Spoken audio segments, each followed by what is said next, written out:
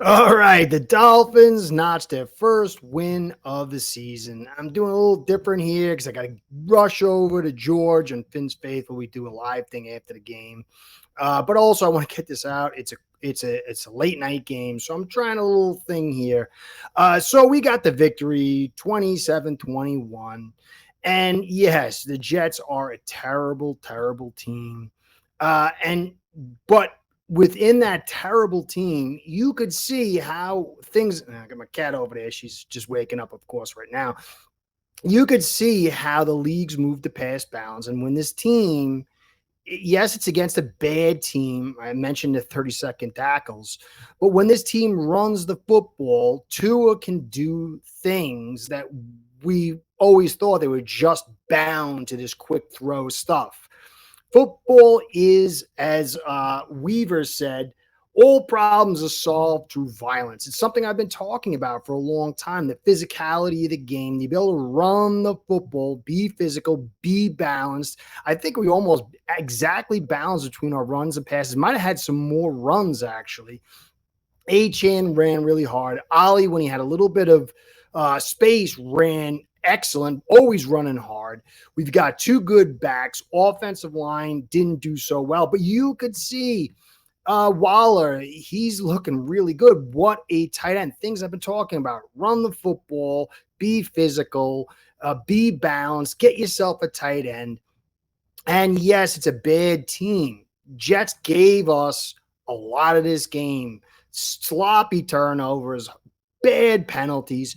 But if you look at the framework, just the possibilities, if we had better talent and we could do this against good teams, you could see what we could be. And if we got a better defense. So I'm going to get into the game, but you got to just not focus on how bad the team is, the Jets, and how they screwed up so much, which they did, but the framework, the philosophy, and how if we could do this, we could be a good team. And if we had done it in 2022 with the talent we had, we could have been very good with that defense. So that's what I'm going to get into, guys. So clearly, legit play action. I've talked about it. Only Tua can only throw quick. No, you saw him with the boots. You saw teams biting up and the boot rollouts, and he had some darn good plays. I notched one bad play on him. It was a big pass to Waller in the third quarter. He should have hit it, sailed over his head. Other than that, Tua was good. He had 2 touchdowns. He took the shot in the side of the head. Hazel. And he had some very good plays, but it was balanced, and you could see how he looked different. Clearly, we got a lot of issues.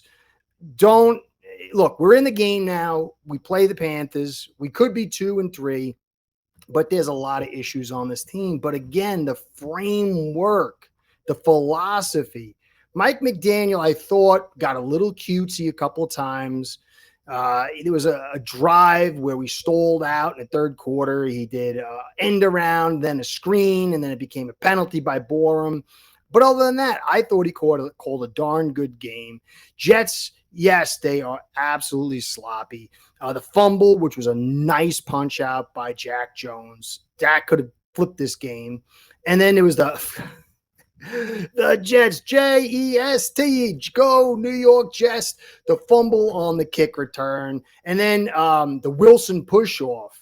There was 3 plays there that could have really changed this game, but the Dolphins hadn't had a takeaway, had 3 this game, 2 on defense, 1 special teams.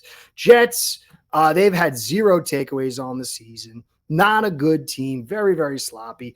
But if you could take a good offensive line with Ollie Gordon and Achan, run that football, and you had yourself a good tight end and 1 or 2 good receivers, they don't have to be the best in the league. Tua can be effective, and he's been healthy all season. I'm not saying he's all world, but you can see how if you take this framework and you wrap it around Tua, he'll be more effective. And that goes back to Greer's design. Look, the offensive line's terrible. Achan broke so many tackles, 32nd most missed tackles in the league by the Jets. Achan's a stud.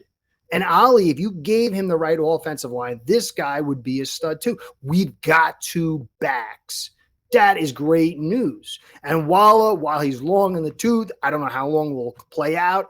You could see this guy really, I thought a big season would be about 400 yards and 5 touchdowns, but he's already got 2 touchdowns, a bunch of yards. This guy made an impact, and that's great news. Again, we got to go look. Sadly, Hill being injured, that was a gruesome, grisly injury. And look, I'm not a big fan of him as a person, but everybody, is a human, and you don't know where he's turning in his life. But that was horrific. There's a lot of stuff that could play out on it. That was a bad injury. That's a year and a half. Dislocated knee, likely multiple torn ligaments. He's not coming back this year. He probably won't be ready till midway through next year.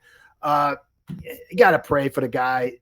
I couldn't believe when he was on the cart, he was smiling. They must have injected him with stuff because that was gruesome. So pray for Hill. It's a big blow to this team. But you can see, you can have a Waddle, you can have a Washington. If you can run the football and a tight end, this thing could be very, very functional. But on a downside, not out of the human thing, Hill's contract's probably going to be locked up to next year, and we probably won't be able to get off him next year unless you're not going to be able to trade him. I don't think you can cut him because of the injury clause, because it's going to stretch well into next year. So it'll be interesting to see how that played out. But I think the two people, you could still say he's not elite, and that's fine. But he played a darn good game. Defense, we can't stop the run. We got better later in the second half, but that defense, it was bad. They were given bad coverages. The run stop was terrible. The guys I marked, Minka had a poor game. Trader had a poor game. Grant had a poor game. Butler had a poor game. Benito Jones had a poor game. Sealer stepped up. He made a couple of big plays in the second half, but the defense kind of dialed in on the fact that Fields wasn't much of a thrower, but he didn't have a good first half, came up big. The two best guys on run defense was Jalen Phillips and Jordan Phillips. Brooks was a tackle machine. I thought he had a really good game. Chubb had a lot of missed tackles. So this defense is poor. And against a balanced team with a good quarterback and offensive line, it's not going to be pretty. I think you can't get on Weaver too much because the talent's not here, guys. And this defense, they just ran through us. And that's going to be a feature for us all season. It's not going to get better. And as guys get dinged up and the season stretches on, you're going to see more problems with that. Offensive line. I saw him saying the offensive line was getting on people. They struggled. They were down one of their top linebackers. They got one guy, Quinnen Williams. There were some nice blocks in there. I thought Borum did good on a few blocks. Even Jonah had a couple of good blocks, but he had some bad ones, and he was terrible in pass blocking, gave up 2 pressures. But we threw the ball really, really fast. I got to do the final calculations, but it was a very fast throw game. Weaver, Brewer wasn't so great in run blocking. I thought Paul had the best day in pass blocking, not so great in run blocking. He had the penalty, and Strange wasn't good either. But you could see if you just stick to it. I did the whole podcast and like I said, didn't get much clicks, but it's the attempts. We had tons of attempts. The time of possession was equal. And so I think that McDaniel was done a disservice. And so was Tua in the construction of this thing. Would they be the best guy? Would be the right guy to take us where we want to go? If we had the right stuff, I don't know, but they would be better. They would be more consistent. So this is a bad team. A team with, 13, 14 penalties, 3 turnovers, just sloppy play. We beat them. We got the win. I'm not getting too crazy. I don't think you should, other than seeing what this team could be philosophically, pass balance, what it could do for Tua, for this whole franchise. And it's a shame we didn't get there earlier. But here we are. You could see it, even though it's against a bad team. The talent was there. All these years against these good teams, you would see a more consistent. And this is what Tua should be. He should be a facilitator. He should be a piece of the puzzle.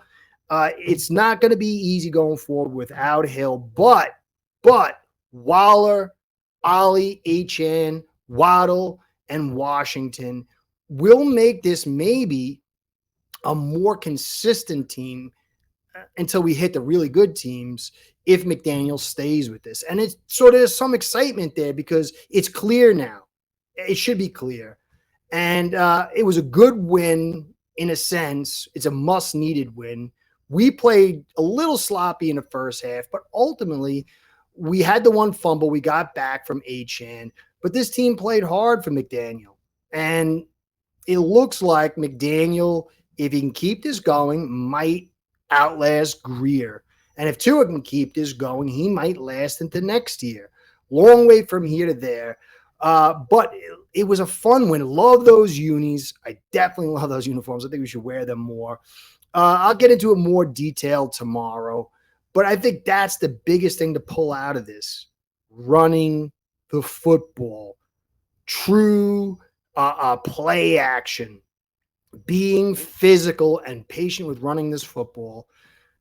Unfortunately, we got a lot of things strapped around it. It's going to probably bring us down. But that's the whole deal, guys. Hope you enjoyed. Check me out. I'm getting over there in a few minutes with George on Finn's Faithful. I'll get back to you tomorrow with the real coverage, the camera, and all that stuff. Curtis saying, be well, go Finns. Curtis out. Start building your own online sports book today by getting signed up with aceperhead.com service that'll allow you to book action on sports from all around the world.